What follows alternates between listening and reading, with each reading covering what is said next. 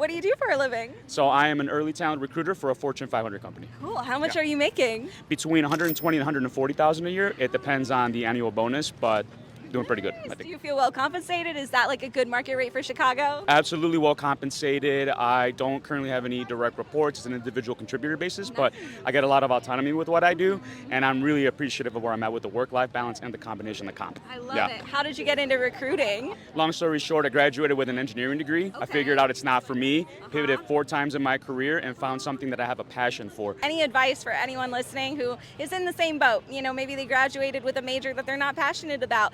Any advice on how you found your way? Absolutely. You have to be intentional with deciding first that you don't like where you're at Yeah. and then make practical steps towards it. So get into networking spaces of folks where you think you want to be in the next 1 to 2 years and be very intentional with the follow-ups. I think a lot of folks know the blueprint of success, but you can't teach execution. Of 10 candidates, maybe 2 actually follow through in the highest extent. So it's all about execution and being intentional. You're a recruiter. You're usually the first person who might present transparency to candidates. How do you feel about it? And what advice would you share to candidates to get that upfront transparency in the interview if they're struggling to figure out what it is?